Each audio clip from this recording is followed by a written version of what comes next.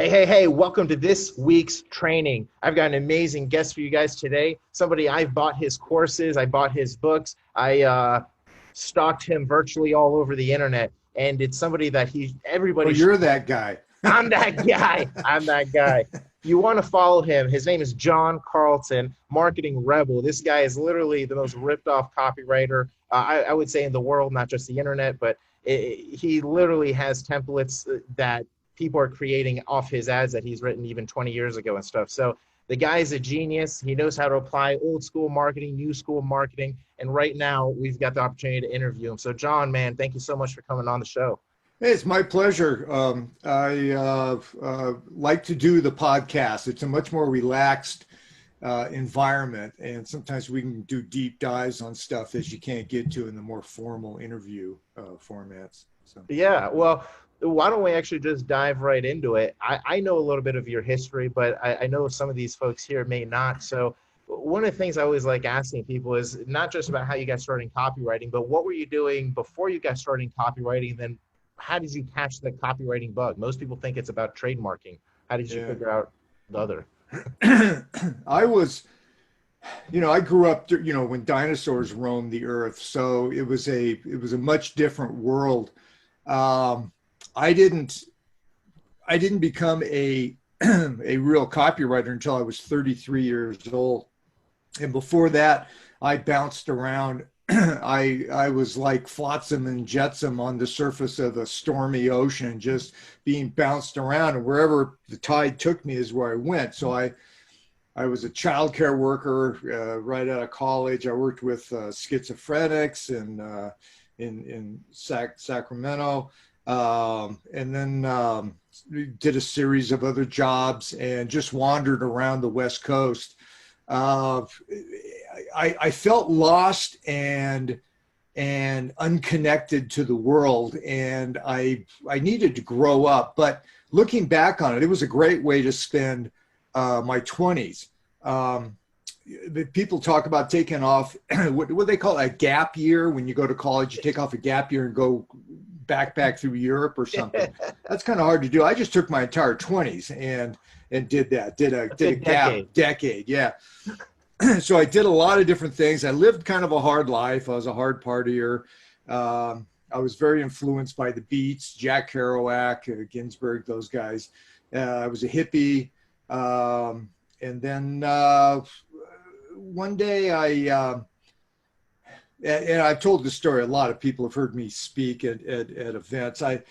Within 1 month, I lost my girlfriend, my place to live, and my job. And I was living out of my car and kind of roaming around, and I had no idea what I was going to do with my life. And I had just a little bit of a hint about copywriting because I had been a graphic artist in a Silicon Valley art department of a cable catalog. They sold cables and computer parts back in the late 70s. So I got to meet my first copywriters. None of them helped me. I actually asked one, I think I could do copyright. How could I do that? She says, no, John, it's too hard. You'll never figure it out. And that pissed me off. So it gave me all this negative motivation. One of my first lessons in business was the power of negative motivation. I mean, I was going to show her, and it took me a few years, but I got a job in advertising. Writing was part of it. And then one day I just, I quit that job. I've been fired or forced to resign from every normal job I've ever had. And one day I just sat down and I said, nobody's going to come and save me. If I'm going to change my life, I'm going to be the one that does it. I have to be my own knight in shining armor. And that was a huge realization because, again, I'd been bouncing around. Wherever the tide took me was where I went. And that realization, probably the biggest realization I ever had, was making a vow to myself of business before pleasure. Because as a hard partying guy, it was pleasure before business. I tried to work in business a little bit into the active lifestyle of a young man on the West Coast in the late 70s, early 80s.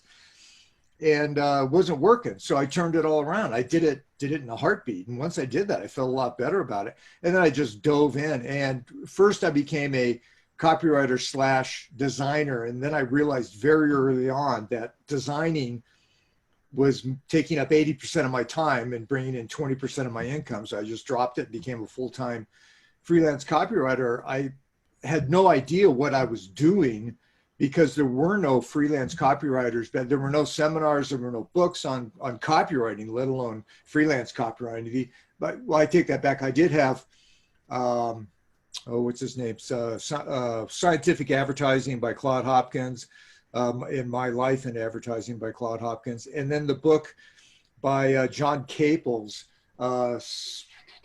Tested Advertising Methods, a very thick book. I had that. So I had a few things I could look at to kind of help me, but basically I was just flying flying blind with it, without a co-pilot. And have you, I don't mean to interrupt, but have you always been a person that just takes quick action like that? Because it sounds like you just made a decision in your life that you were like, all right, well, I've been doing this partying and pleasure first. I'm just going to switch it. And you said you did that immediately. And then you talk about, well, designing is only pulling in 20% of the revenue or whatnot, and 80% of my time. I'm just going to switch that and go copywriting full time. Have you always been like that?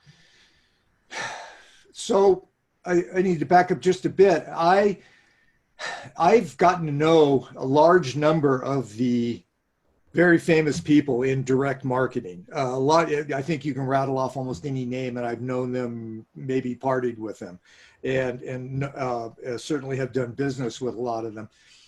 So many of the guys today, the younger guys, how can I put this diplomatically? They've ADD is rampant in the new generation of marketers and copywriters and stuff that's coming up. What do you call it when you do things over and over? Compulsive, right. Obsessive compulsive. Obsessive compulsive. There's a lot of depression. A lot of things that I didn't see in the old school guys necessarily. A lot of the old school guys I hung out with, Gary Halbert, Dan Kennedy, those guys, they were Jay Abraham, they were all my mentors. And those guys didn't have that kind of stuff, although some of them had some alcohol problems. That seemed to be the main thing that they were doing.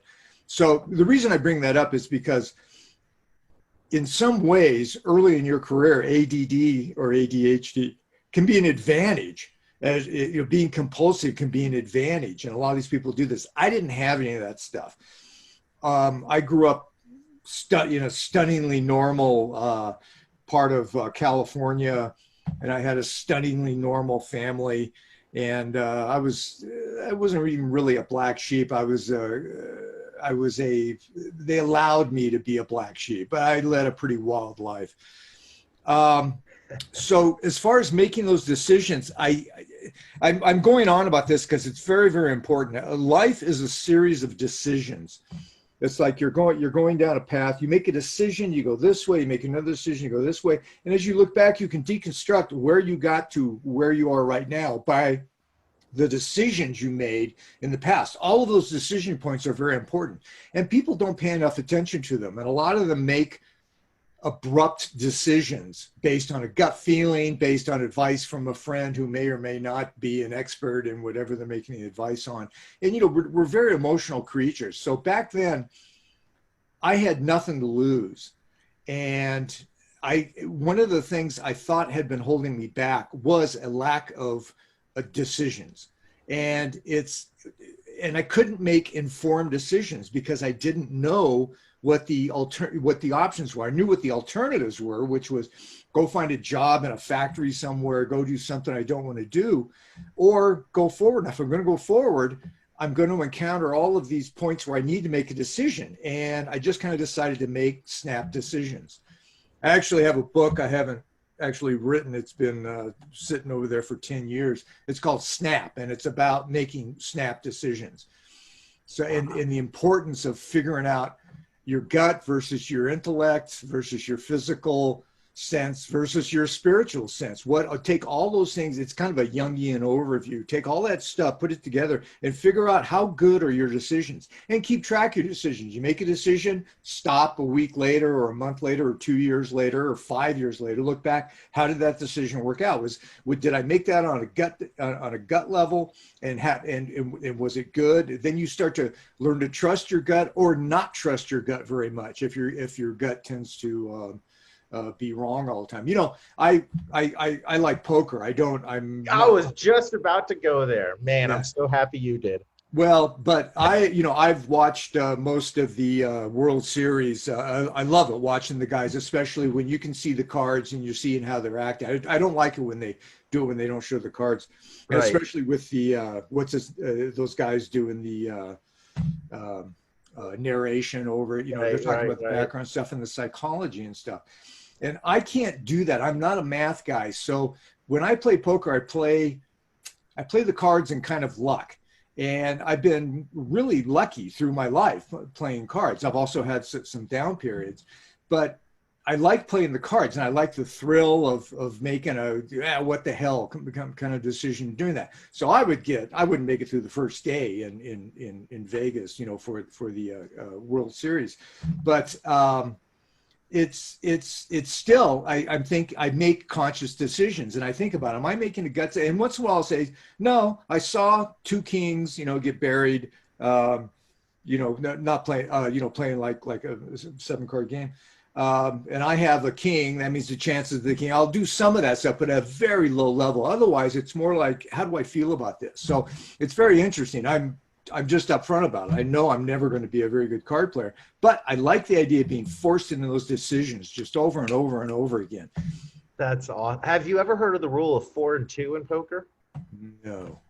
So here's something, it'll help. I mean, I'm not a math whiz or anything, but I play poker a lot, and this has helped me tremendously. So the rule of 4 and 2, are you familiar with your outs? What your Yeah. outs are? Okay, so let's say you're on the flop and you're about to go see the turn card. You count the amount of outs you have Yeah. times 4, and that's the percentage of you hitting that Oh, out turn that's pretty card. cool. And then if you don't hit it on there, then you do the same thing. You count all your outs, but instead of multiplying it by 4 on the river, you're going to do it by 2. So if you have, 6 outs left, you had 6 times 4 is 24% chance of hitting it on the turn. You didn't hit it. Now you've only got a 12% chance. So now you can make a decision. Well, I I don't know learned if I. something today. Yeah, it's pretty solid. It's really helped me a lot because some of I was really making some decent decisions, pre-flop, and I just wasn't sure of how to play post-flop. And in No Limit, it's just kind of like it's an important thing to know, or you can like lose all your money guessing. So that really has helped me. So if I know I've got like a 30-some% chance of hitting it, and I've hit one thing on the board, then I'm gonna totally snap call pretty much anything. Yeah. So. Good. Anyways, Now, just to play off of that, when I made that decision to go freelance, I had lost or resigned under pressure from a job, and I had 1 month's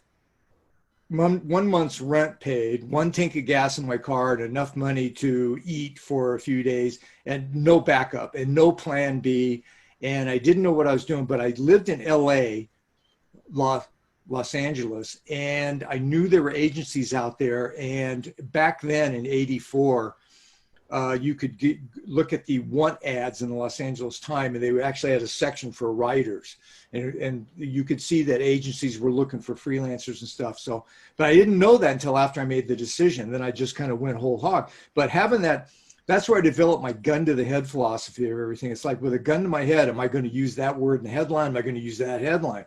Am I going to use this angle in the copy? Things like that. The first thing I did was, with a gun to my head, am I going to do this? If the decision is wrong, the gun goes off and I die because I don't have a plan B. And I did it anyway. So that was like, having one out and going ahead and going all in on it. So, when that stuff pays off, it gets kind of heady. But I dialed it back almost immediately, and because I had to present myself as a professional, I had to do stuff. But the one trick I had, and this is something for some of the rookie copywriters that you have out there, I learned to work very, very fast. And once I felt confident that I could at least put together a coherent ad, in a short period of time, in like one sitting. And these were not like long copy. These were long copy. These were not huge ads. We're talking about 1 page of copy that would go into maybe a page and a half or 2 pages in a letter that would be mailed out as direct mail. Once I knew that, I would offer to get it back the next morning. So I'd take a job on Thursday afternoon and get it back to them at 10 a.m. on Friday. And what was funny was the first time I did that, I didn't know how much to ask for the money. I'm sitting in front of the vice president of marketing, and he says, okay, we'll give you this job. Here's the job. It was writing a one-page ad or one-page direct mail letter for I think it was an insurance company. And it was just prospecting for leads. And I thought, yeah, I can do this. And he says, okay, so what do you need to do this? And I said, well, what do you pay? And they said, yeah, $2,000. I said, okay, that was about 5 times more than I was going to ask. And then they said, when can you get it back to us? And I said, I don't know, how about tomorrow at 10? And the guy just looked at me for a little bit and he says, okay. He was going to give me 2 weeks. And I didn't know that. I didn't know the game. So I got it back the next day, and it was good, and it worked, and the client loved it. And the client had turned down their last 5 submissions. They had gone through they had a bunch of writers in house, and all the writers in house couldn't do this because they weren't doing real direct response. And I had already read so much about direct response in direct mail that I kind of knew what needed to be done. Put salesmanship into this thing. So when I delivered that, I became their go-to guy like immediately. And after a while, they said, John, you don't need to get it back to us tomorrow at 10. Just take 2 weeks. And okay. Then I'd screw around for 11 days, and I'd spend a couple of days kind of doing it, and then do it overnight and turn it in the next day anyway. So that's something. That's a tip that I've given a lot of writers through the years. If you can't do it, don't make promises. Don't write checks your ass can't cash. But it's a lot of writers now want a month to 3 months and more to write something. If you have to do a lot of research, you've got to do a lot of interviews and stuff. Learn how to gauge how long to do it.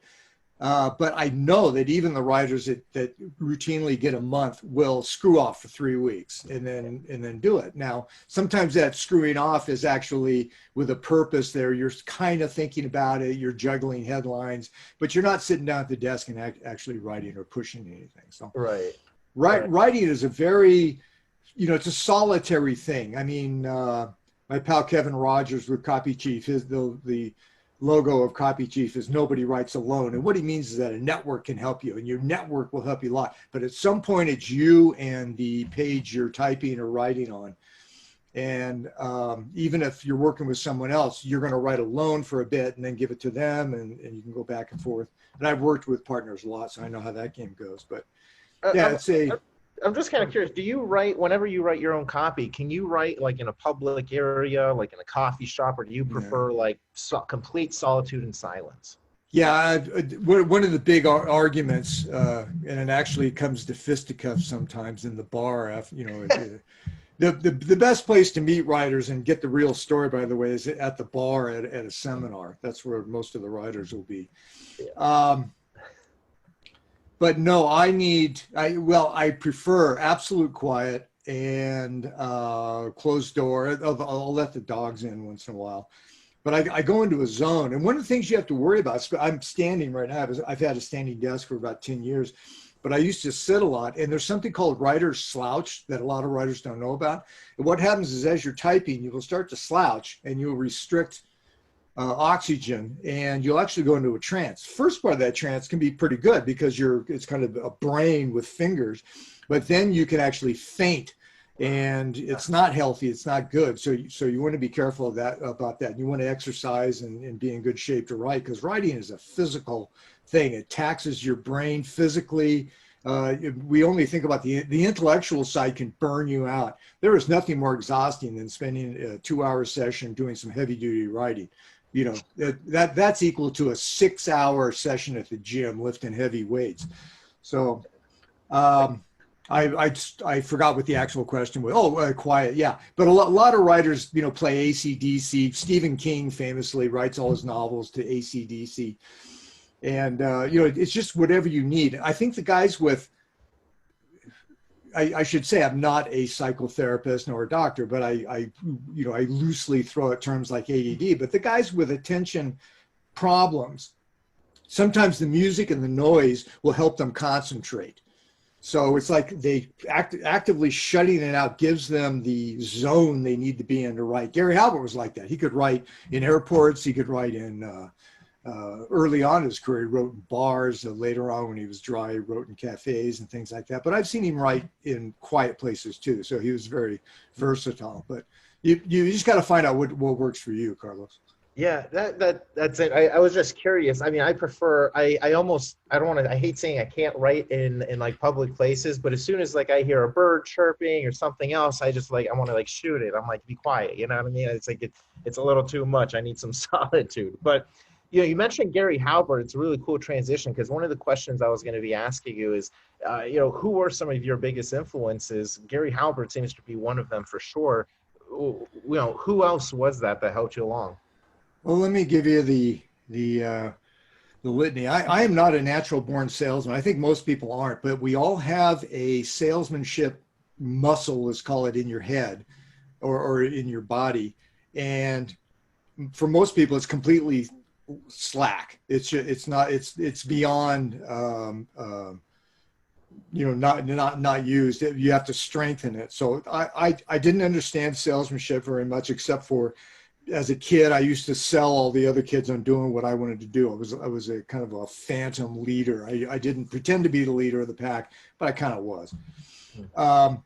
So in the job before I went freelance, I was working in a sales department. I was kind of writing the ads and doing some other things, but mostly it was not much going on. I was just taking care of the business cards and doing most of the graphic stuff. But there was a salesman who was in charge of the salesmen in there, and I was in the same department with them. He was a great guy. His name was Mel. I can't remember his last name, but he took me aside and just told me a few things about salesmanship that really stuck with me. And I started thinking, wow, this really is a different way of thinking about life and thinking about psychology. I have a degree in psychology. It's kind of worthless. I got it in '74. So most of that stuff is either obsolete or has been disproven. But I understand parts about how psychology works and behavior, how it's tied into how we think, what our worldviews are. And he tied it in. So I started thinking, wow, there is, my most recent email out was salesmen lead better lives. That's something I've been saying for a long time, because you can't be a good salesman without understanding how the world works.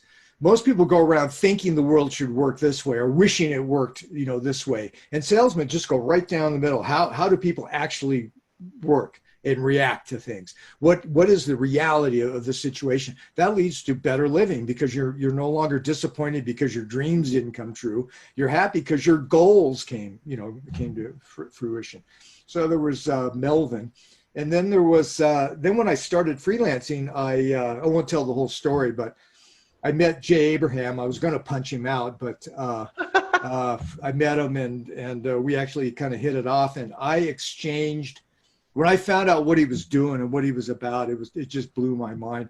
And so I exchanged free writing for him in exchange for hanging out at his office with no strings attached. So I would just wander in his office and listen to how people, he had like 5 people in the office. I'd walk into offices and I would sit in the back of the room while he did consultations.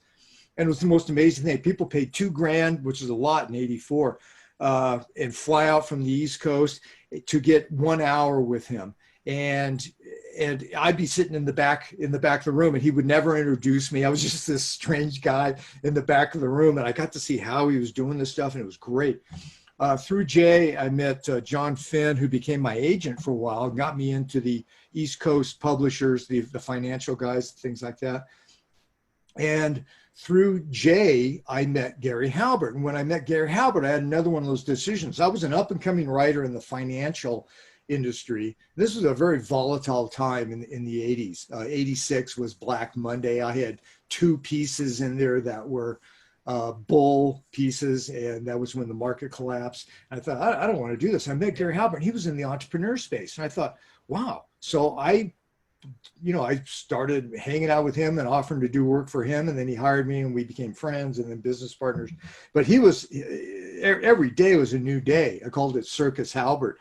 It was totally different than the very staid conservative world of finance. And it was just balls to the wall, fun and outrage and hilarity and high wire act, and I loved it. So that really helped. Through Gary, we started doing these seminars. I was co-producing the seminars. We invented the seminar model. We invented the hot seat model, because on day 2 of a 4-day seminar, Gary turns to me in the elevator going down. He says, "I don't have any idea what we're going to do." So we went on stage.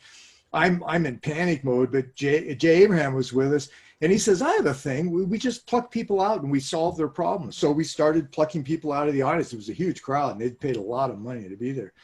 And that became the hot seat model. So the seminar model, and so I met Dan Kennedy, who was already doing some speaking. He would be the closer in our hot seat seminars down in the Florida Keys.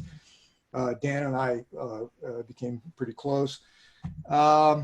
And that was about it. After that, but I'm a lifelong student of human behavior, so I am not shy about finding someone that I really like in whatever, in marketing, in politics, in business, in just living life well, and learning about what's going on. But I'm much more savvy about what's behind that. Like Tony Robbins.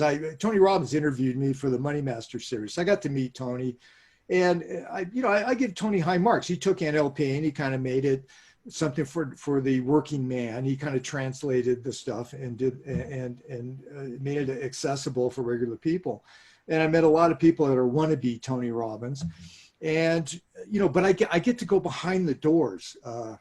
I get to see how the sausage is made, so I'm not easily fooled by people who are, trying to bullshit their way through to a gurudom, things like that. So, it was a classic period that I just happened to be in Los Angeles when all those guys were down there, right before they all split and went in all these different directions. And it was great. I got to sample working with agencies, working with the big publishers, and then working with all kinds of different entrepreneurs. And I highly recommend that for writers. However, when you're starting out, sometimes it's better to specialize.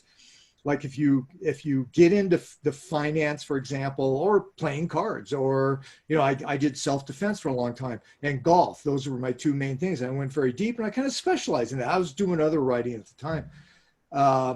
But specializing is good, but you burn out fast with specializing. It just gets boring. And so I recommend that people don't do the first thing that you specialize in, but specialization will help you get clients, because you can say your testimonials or your case studies will be in the same field as the clients you're trying to get, and that makes it easier. Once you reach that second level, that journeyman level, then you can start branching out, because the big realization you make as a writer that what worked for one business, the salesmanship principles, will work for anything else, because you're still dealing with humans. So if you're persuading humans to take action, and then plug in what the action is, plug in what the product is, all of that stuff. Does that make sense? That makes complete sense. And I like how you're giving that. That's like real advice right here. And one thing I wanted to point out is, just like how you were able to make these snap decisions, you mentioned a few key things. Like you offered to write some copy for Jay in exchange for hanging out in his office. 2 years I did that. 2 years. Now, I'd go there twice a week. So I was taking on other clients and doing stuff. But for 2 days a week, I'd go there, right. But you created your own luck, essentially. You're putting yourself in the right spot. Jay may not have heard of you. Maybe he would have. Who knows? But you didn't take that chance. You put yourself in the position, gave him essentially an irresistible offer. I'll write this copy for you twice a week or whatever it was. But you did that for 2 years. And in exchange, you got a ton of knowledge. People were paying $2,000. And connections and network. And it's the lifeblood of a good writer is his network. His writers he can bitch to on the phone when he's got problems, the people he can go to for advice who have written in a market that he hasn't written in yet, the referrals, the connections, all of that stuff, very vital. Yeah. That's why you may write alone, but your career is not done in solitude. So is that something you would recommend to newer writers, maybe writing copy for free in exchange for wisdom and knowledge and connections and stuff like that? That's kind of a touchy subject for a lot of people. Yeah, I made that not a recommendation. I talked about, I had a newsletter, the Marketing Rebel Rant, for 8 years. Ended it when, I don't know, 10 years ago or something. And one of the early newsletters, I talked about what I'd done with Jay in doing that. And a number of writers who are very big right now, were able to do that. The problem is there are so many writers right now and so few gurus or people of worth that it's hard to do it. And of course, if you're in a different city, again, I was very lucky that all these people were in Los Angeles. I lived 10 minutes away from Jay's office on the beach in Hermosa Beach. So you kind of have to play it out. I get writer. I have never taken on someone like that, and I wouldn't. I choose my own writers, and I've plucked writers out of the mob and mentored them privately just because I do that. It's part of my payback to the system that, made my life so wonderful. But I don't respond well to people coming to me and saying, I'll write for you. I don't need things written. I am not at that point where you can offer me anything that's going to make my life better. So you have nothing to offer me.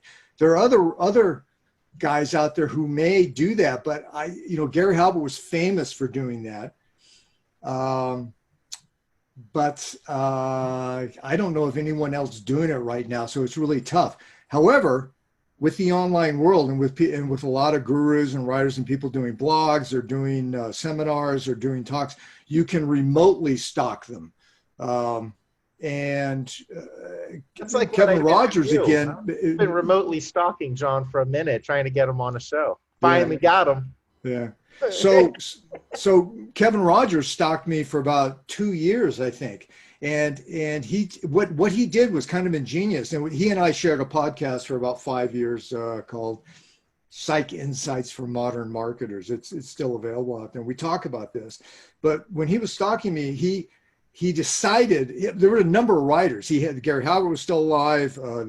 He knew Dan Kennedy. He knew a lot of guys were out there. He had never met any of them, and he had to choose one. He happened to choose me, and that's how I got the story. But he could have chose someone else to go out there. So he concentrated on one, and he followed all my stuff. So he's very conversant. So when he got the opportunity, and this was through a bulletin board, I forget the name, but I think it was the Warrior Forum or something. Okay, he became a guy, and I kind of drop in there. It's been years. I don't even know if it's still there.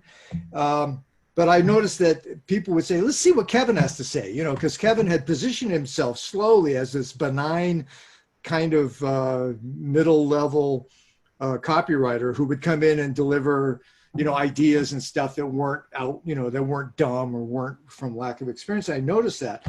And so when the opportunity came to meet me in Chicago, he jumped on it and actually flew out to Chicago just to do that, although he said he was going to be in Chicago anyway. And so when I met him, we had a common language, we had common experiences with the bulletin board and stuff. And it wasn't just a guy walking up to me in a hallway at a seminar and saying, can I work with you? I worship you and all that stuff, which is bullshit. It just annoys people because most of the writers I know are introverts, and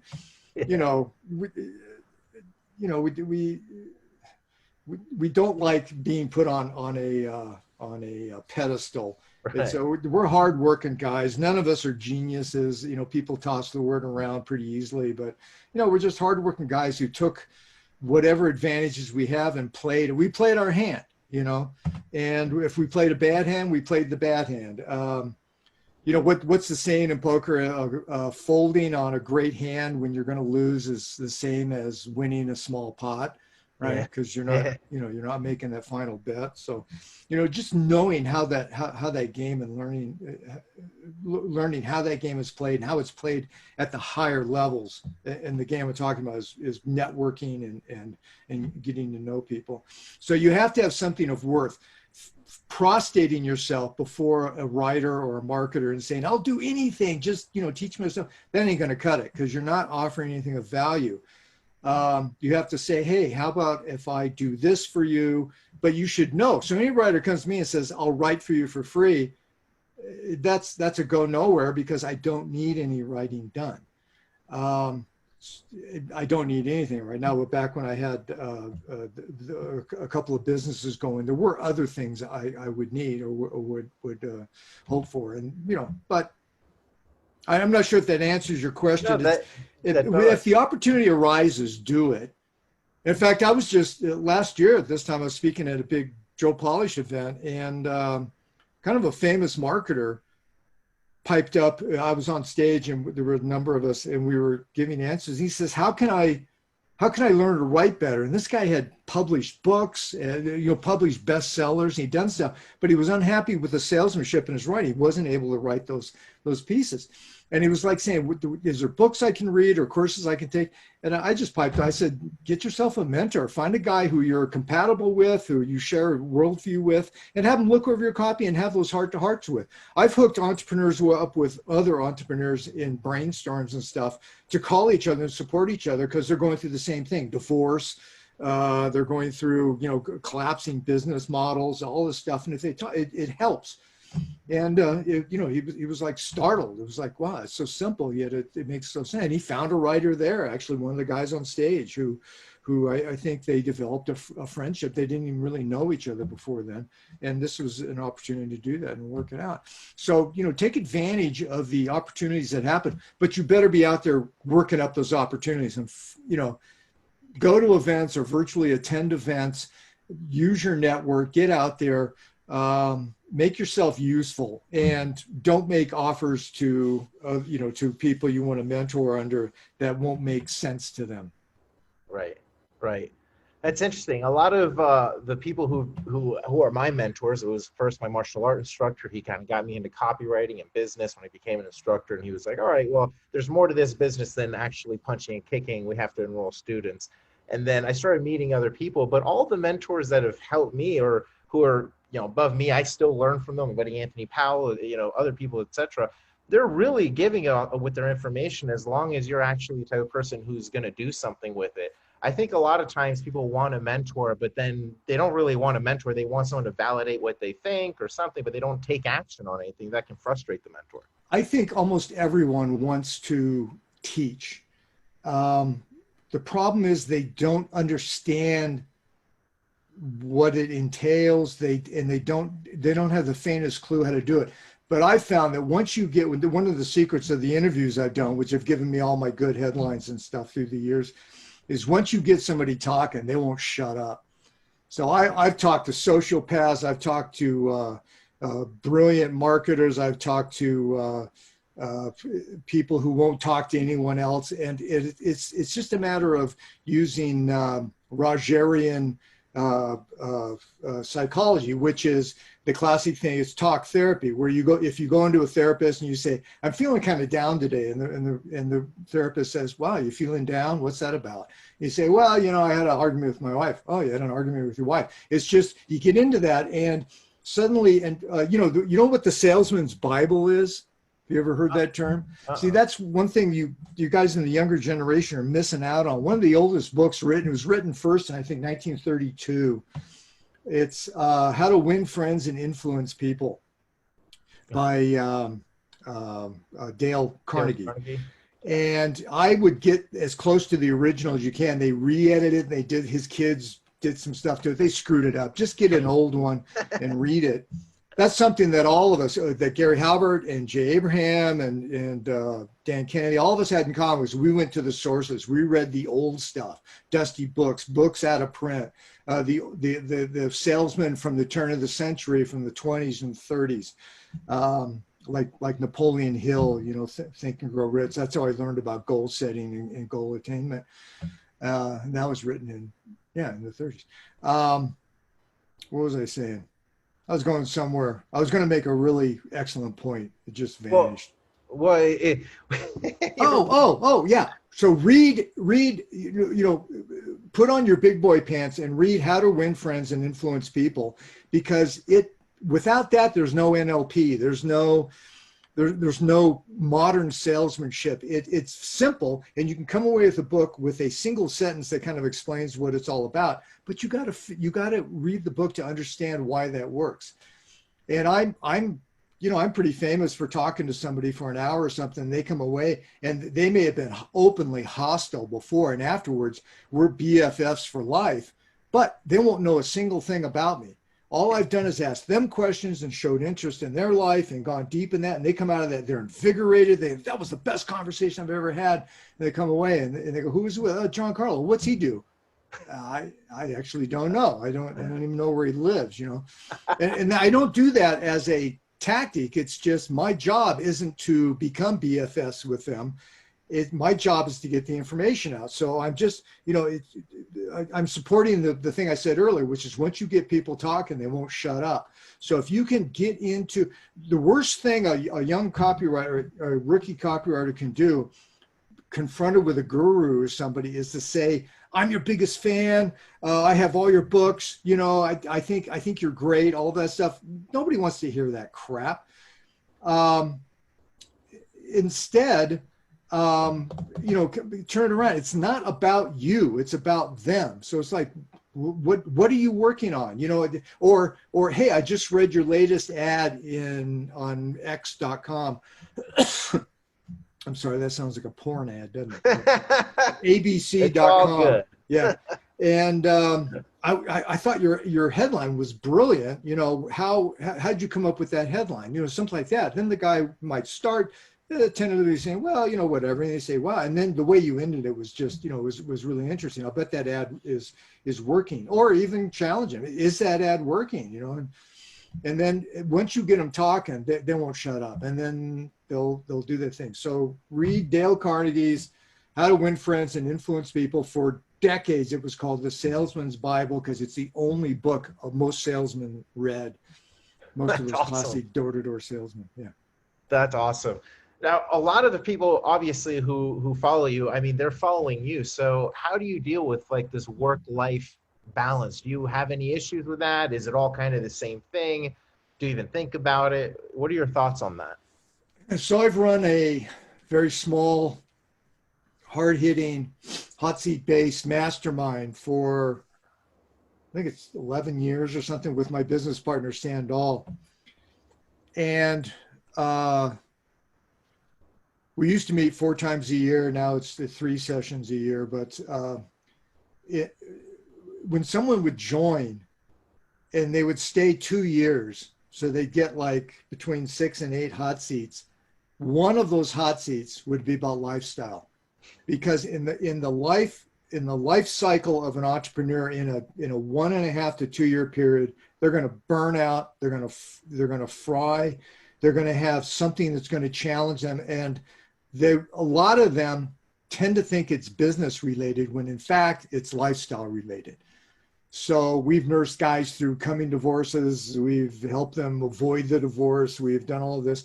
And I tell the group over and over, because the group changes, different people, but some people stay, and the veterans will nod, when some guy brings up, hey, I don't know how to bring this up, and as soon as they start talking, everybody knows he's got something going on with his life. So it's lifestyle stuff. So, it's the basic thing is, live large and play hard. Devour life, it's just stay in touch with that spiritual side. I am not a religious man. I was raised without any religion, but I still take things from the, sayings from the Bible. And I read a lot of spiritual stuff, a lot of Eastern stuff on Zen and yoga and things like that. And there's great common truths. And almost all of it has to do with being conscious of who you are and what you're doing, and that you're a cognizant, blob of plasma with a prefrontal cortex, which gives you memory and speech and future thinking, on a spinning orb in the middle of a hostile universe that could devour us at any second.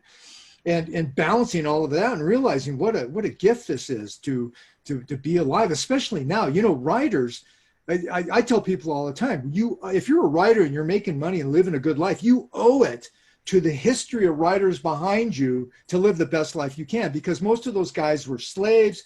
They got paid nothing. You go all the way back to Egypt. The guys making the hieroglyphics were the writers. They were essentially slaves. They had no status. Writers have not been respected throughout history. And now we live in this time where writers are revered. Suddenly everybody, in the 30s, 40s, 50s, 60s, 70s, even now, people thought that movies were just spontaneous things that got filmed. It's like, that's why they still think the actor thought up what he said in the movie. And when they meet them, they're disappointed because the guy's kind of, incomprehensible. He doesn't speak well but he's really good at using the writer's words and saying them. And the more the culture realizes that, the more they start to revere writers. And we're at a point where writers are king of the culture right now. They're being respected. They're being acknowledged. And it hasn't been that way throughout history. Even copywriters didn't make a lot of money. If you read Claude Hopkins from the 20s, My Life in Advertising and Scientific Advertising, one of his main complaints was that he ran an agency. He did all this stuff. He made companies millions of dollars, which would be billions today. And he did all this, and he never got a piece of the action. And he never took a percentage of he never got royalties. He just got paid what he got paid. He became very bitter about that. And that actually stirred, I worked with the first writer, Jim Rutz, who started getting royalties and actually worked it out so that he would write for free for these big publishers back east. This is in the mid 80s. And I was ghost writing for him. So I was writing these things, but he was setting up the deal. And he would take nothing up front, pay me cash out of his own pocket, and he would only get a nickel a package mailed on the thing. So when he got a control, so rather than getting the standard, what was it back then, 10 grand, I think, maybe 5 grand, and then maybe a little bit of a royalty, he got a big royalty, and it would be, his first check would be like $100,000 as opposed to the 10 grand he would have got, plus some trickle of royalties. So that all changed, but it came from understanding how early writers kind of were screwing themselves by not taking a piece of the action. What do you think, that kind of leads me to a couple questions, but let's start with the first one is, do you think copywriters should eventually transition to trying to own their own offer, or what? Because it seems like when you're writing for clients, you're always kind of dependent on the client, but what are your thoughts on that? So I wrote something called the freelance course. It's still available. It's, I don't know, it's 12 years old, I think, but it's still relevant. It's a timeless piece. And I only had 3 chapters in there. And it was get good, get connected, which is your network and stuff, and then get paid. And in that, I talk about the levels of writers. And there's the raw rookie who is dangerous to everybody, including himself, and should probably work for free to get experience in doing things. Then there's the shameless whore period, where you work for everybody for any kind of amount of money there is so that you get experience. You learn how to deal with clients. You learn how the psychology of clients. You just get experience under your belt. And then there's the journeyman, and then there's the A-lister, and that's the end. When I was writing back in the 80s and 90s, I became I invented that term. It's from Hollywood. The A-list is Jack Nicholson and Cher and all that stuff, and then there's the B-list. When I was living in LA, I used to party with the D-list. It was failed directors and actresses that were really waitresses and things like that. So I started realizing how this hierarchy was built up. So the A-list, there were only about 20 A-list writers back in the 80s and 90s. There are still only about 20 A-list writers, but when you hear other people talk about it, they're branching it out to a lot. So for me, the definition of an A-list writer, which would be the pinnacle, is that you're primarily a consultant who provides the copy. So you will tell them your offer sucks. You should change the offer to this. They want to get as close to the creation of the product as possible so they can help with naming the product, with positioning it, with how it's going to be done, stuff like that. They don't like to be handed hey, we got a product that kind of sucks. It's got a stupid name and it's priced, people don't want to pay it. It's like, okay, to fix it, I have to do X, and so it might involve massive changes. So you're consulting, and you also are essentially, because you're making so much money, 5% of the gross as a royalty comes out to about 20% of the profit, of the net profit. So never take a net deal, because net can always be zero. But if you're taking 20%, you're working with some people, you're essentially a partner in the biz now for that ad. So you should have a partner say in what's going on, what lists you go to, how this thing is positioned, how it's named, all of that stuff. So that's the difference between an A-list writer and a veteran. A veteran is still just saying, here's the job. Okay, I'll take the job. You do it, and you don't do any consulting and stuff. So when you get to that higher point, you are savvy enough and experienced enough where you can tell an experienced, grizzled marketer where he's screwing up and how he can make it better. So you're a one-man band. You're the total package. Love it. I love it. Now, do you talked about copywriters being revered nowadays, and I agree. Do you think that'll ever change as more softwares and AI and all that type of stuff? Could that, do you think, ever replace copywriters? Well, they've been trying to come up with AI like that. My big copywriting product is called the Simple Writing System. And the reason we call it a system is because I had a couple of conversations back in the early aughts that people were constantly trying to talk me into automating copy and create something and create a system, an actual system you can plug in. I need to sell this at this price. And people have been trying this a lot. And I didn't want to get involved in that, but I thought, we could still systematize it. So the simple copywriting, the simple writing system is a system. It's do this, then do this, then do this, then this is as close as we got. I just posted about some AI stuff recently. They were testing whether people could tell it was a human or a robot that wrote some things, and it was I think it was emails. Might have been subject line. I think it was the body of the email. And experienced writers could not tell if it was a human or a robot that wrote it. Now, there's a very limited venue for this stuff right now, but of course, like everything else, it's going to expand. We're reaching the point where the robots will rule us. But as long as human creativity cannot be copied by AI, we're pretty safe. Our job may shift a bit. AdWords, when Google AdWords first came out, it's now Google advertising. You had so many characters you could have in the top, which was essentially the headline or the message line, and then 2 lines of certain. It was a haiku. You had to learn how to write almost a poetic thing, getting the right words in there. And I learned to do that very, very quickly.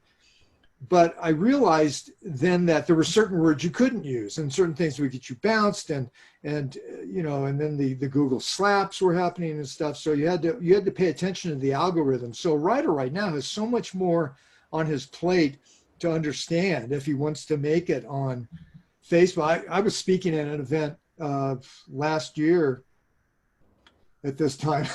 And there were 4 guys giving a little talk on Amazon marketing. And none of them were smiling. And some of them had twitches. And finally, some guy behind me says, you guys are very successful, but you don't look happy. And they said, every day we wake up and go through the entire day knowing that we are that far from getting bounced off the only thing that we know how to do. And Amazon is famous for bouncing, marketers off for violations they didn't even know they made. And Facebook's doing the same thing. So the online world, unless you create your own site and just do your own marketing to it, which is too complex. I know the experts in Facebook and online marketing and YouTube marketing. I know these guys and I know what they do, and they work hard. And a lot of it's down to testing. Split testing and testing some more and going with stuff. And the creativity kind of takes a back seat. They like to start with some good creativity. And I've tried to go against these things, just saying, because I grew up, it was like, yeah, you had an ad, you did the best you could. Maybe you mailed it out to a test audience, but then you paid 6 figures to put it in a magazine and crossed your fingers and waited 3 months for the magazine to be printed and, circulated and come out. And then you didn't know if you're going to have a hit for a while. So you just learn to kind of trust your gut and your instincts and your experience and go out with that. So I like testing, and you should test, but I think testing is the first test of writers. You know, can you write 10 headlines of which 3 will work like gangbusters? Can you do that? If you can't, what are you missing? What part of your skill set is lacking that you need to put this together so that you can have 3? And nobody's writing 10 out of 10. So Yeah. Words of wisdom. You know, and one last question from my buddy Steve Cypress. I don't know if you know Steve at all.